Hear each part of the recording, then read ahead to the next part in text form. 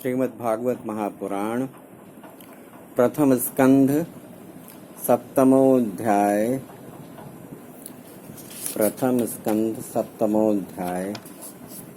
श्लोक संख्या 10 से लेके श्लोक संख्या 20 तक। सुतवाच आत्मा रामस्य मुनयो निर्ग्रन्था अप्युरुक्रमे कुर्वन्त्यहेतुकीं भक्तिं मिथ्यं भूतगुणो हरिः।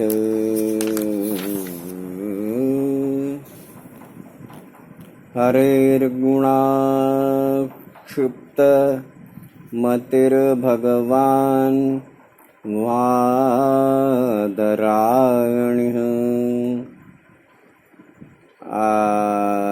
आद्यगा नाहदाख्यानं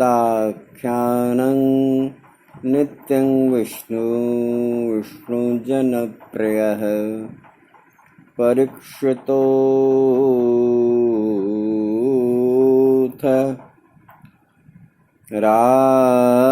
राजर्षिरु जन्म कर्म विलापनम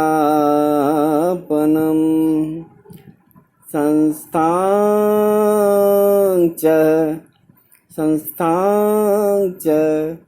पाण्डुपुत्राणाम्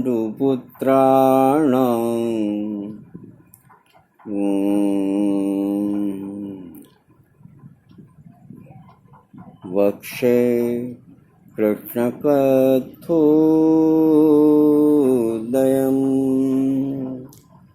यदा मृधे कौरवसृज्यपानां वीरे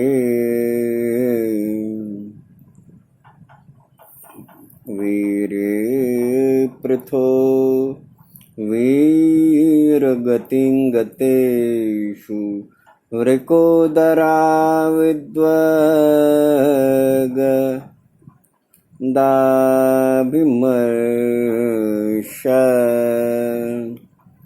भग्नोरुदण्डे धृतराष्ट्रपुत्रे भर्तृः प्रियं द्रोणीरिति स्म पश्यन् कृष्णासुतानां स्वपतां शिरसि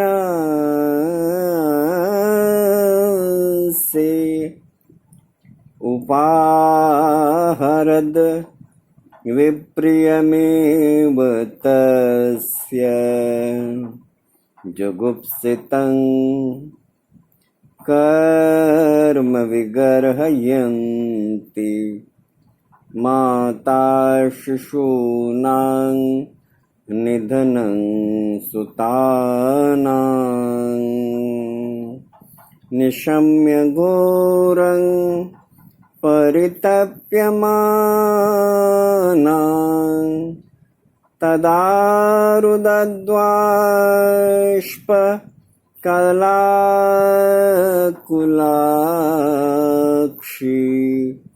तां सान्त्वयन्नाह किरीटमाली तदा शुचस्ते प्रमिज्ञामि भद्रे यद् ब्रह्मबन्धोः शिराततायिनः गाण्डीवमुक्तेर्विशिखैरुपाहरे त्वाक्रम्य यस्त्रास्यसि दग्धपुत्रा इति प्रियाङ्वल्गु विचित्रजल्पे यः सान्त्वयित्वा च्युतमित्रसूतः अन्वाद्रवद्वंशतौ प्रधन्वा कपिध्वजो गुरुपुत्रं रथेन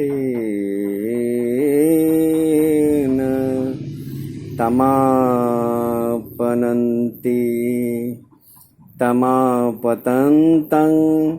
सविलक्ष्य दूरात् कुमारोद्विग्नमना रथेन पराद्रवत्प्राण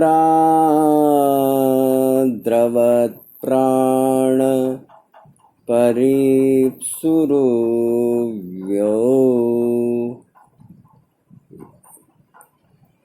यावद्दुमं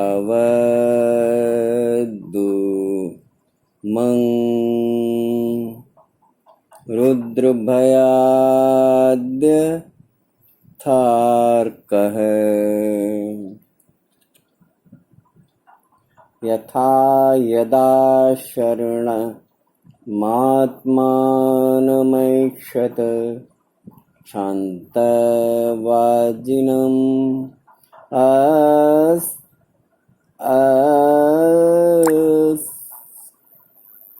अस्त्रं ब्रह्मशिरो मेने आत्मत्राणैः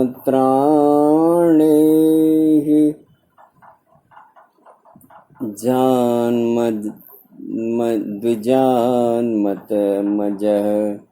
अथोपस्पृश्य सलिलं संददे तत्समाहितः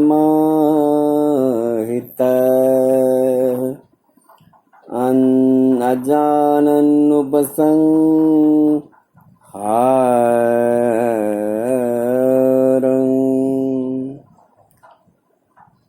प्राणकृक्षु उपस्थिते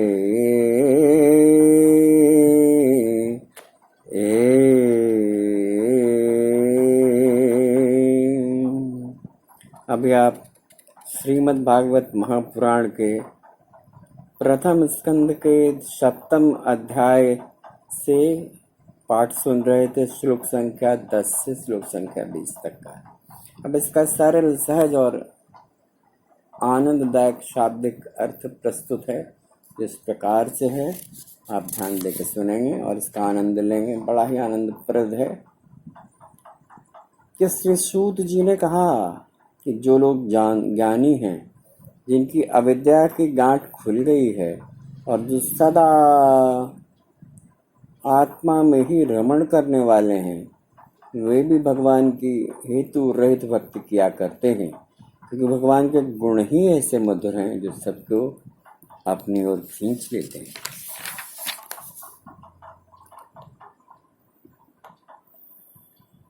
फिर शुभदेव जी तो भगवान के भक्तों के अत्यंत प्रिय हैं। स्वयं भगवान वेद व्यास जी के पुत्र हैं। भगवान के गुणों ने उनके हृदय को अपनी ओर खींच लिया और उन्होंने उससे विवश होकर इस विशाल ग्रंथ का अध्ययन किया। शौनक जी, अब मैं राजर्षि परीक्षित के जन्म, कर्म और मोक्ष तथा पांडवों के स्वर्गारोहण की कथा कहता हूँ, क्योंकि इन्हीं से भगवान श्री कृष्ण की अनेकों कथाओं का उदय होता है।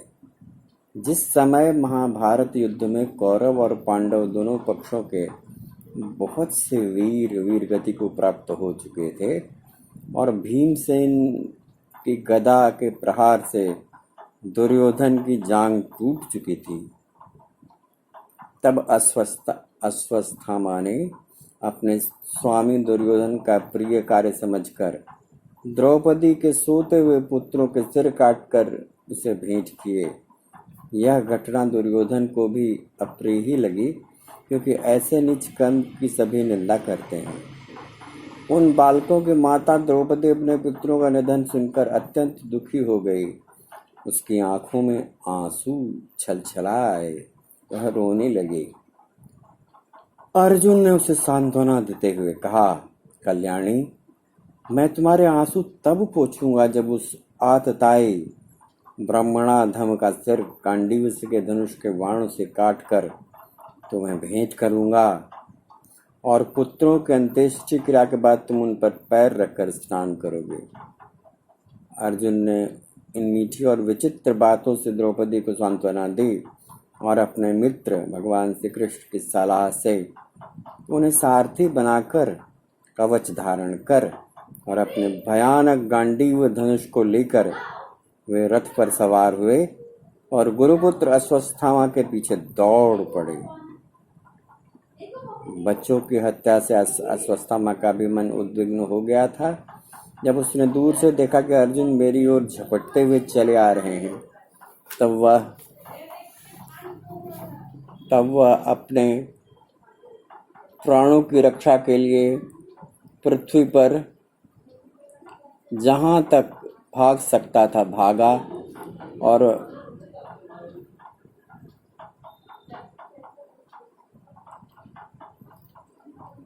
रुद्र से भयभीत अर्जुन को सूर्य की भांति भागता रहा। जहां तक भाग सकता था रुद्र से भयभीत सूर्य की भांति भागता रहा। जब उसने देखा कि मेरे रथ के घोड़े थक गए हैं और मैं बिल्कुल अकेला हूँ और उसने अपने को बचाने की एकमात्र साधन अपने बचाने का ब्रह्मास्त्र ही समझा, तो यद्यपि उसे ब्रह्मास्त्र को लौटाने की विधि मालूम न थी, फिर भी उसने प्राण संकट देखकर उसने आचमन किया और ध्यानस्थ होकर ब्रह्मास्त्र का संधान किया। यह विचित्र कथा थी। ऐसे चरित्र जो अश्वत्थामा का है बड़ा ही उलझा हुआ चरित्र है। व्यक्तित्वहीनता की स्थिति है। जो कार्य उसके स्वामी को भी पसंद नहीं था, वो कार्य उसने अपने स्वामी को प्रसन्न करने के लिए किया। इससे बड़ी विडंबना की बात क्या हो सकती है। और स्वयं भी उद्विग्न हो गया। आप गलत करते हैं, आप अपने जीवन में जो कोई ऐसा कर्म करते हैं जिसको करके आपका मन प्रसन्न नहीं होता है, तो आपका मन भी उद्विग्न हो जाता है। अश्वत्थामा की इस कथा में भी यही बात है। तो आप अभी बड़ी सुंदर कथा सुन रहे थे और बड़ी विचित्र कथा सुन रहे थे। सुंदर कम विचित्र ज़्यादा थी ये कथा। तो आप इस भागवत की कथा में ऐसे विचित्र और सुंदर प्रसंगों को, जिनमें कुछ न कुछ भाव, कुछ न कुछ अच्छापन छिपा ही रहता, आप सुनते रहें। क्योंकि भागवत की कथा एक ऐसी कथा है जिसमें रस ही रस है। तो कम रस ज़्यादा रस की कल्पना कर सकते हैं, रस विहीनता की कल्पना नहीं कर सकते भागवत की कथा में। तो आइए सुनिए, इस कथा को नियमित सुना करिए। मैं जो श्लोक पाठ लेकर आपके सामने प्रस्तुत होता हूँ वो संक्षिप्त है, 10 श्लोकों का पाठ है। आप कम समय में भागवत के परम अद्भुत प्रभाव का अनुभव कर सकते हैं। जीवन में शांति और भौतिक और आध्यात्मिक दोनों ऐश्वर्य की प्राप्ति का अनुभव कर सकते हैं और आनंद ले सकते हैं। जीवन में दैविक भौतिक तीनों तापों से मुक्ति भी पा सकते हैं केवल भागवत श्रवण या भागवत पाठन से। इससे बड़ा मुक्ति का मार्ग और कोई नहीं है।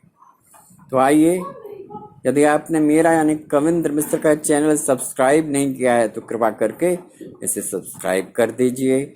यदि आपने मेरा अर्थात कविंद्र मिश्र का चैनल लाइक या शेयर नहीं किया है तो इसे लाइक और शेयर भी कर दीजिए और बेल आइकन तो दबाना भूलिएगा भी नहीं। तो आइए संक्षिप्त भगवत नाम संकीर्तन कर लें। इसमें बड़ा आनंद है। भगवान के नाम का अद्भुत महात्मा है। कलयुग केवल नाम आधार है। कलयुग में नाम ही आधार है और भगवान का नाम कलयुग में एकमात्र भव सागर के पार जाने का साधन है और इस जीवन में आनंद जुटाने का साधन है। तो इस भगवत नाम संकीर्तन का आनंद मेरे साथ दोहरा कर लीजिए। आइए आनंद लीजिए, दोहराइए। ओम नमो भगवते वासुदेवाय।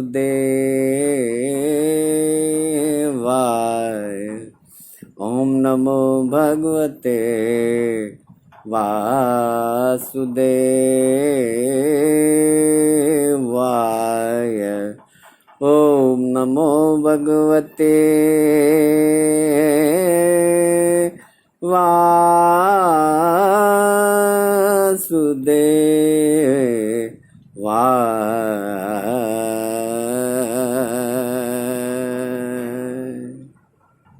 શ્રી કૃષ્ણ.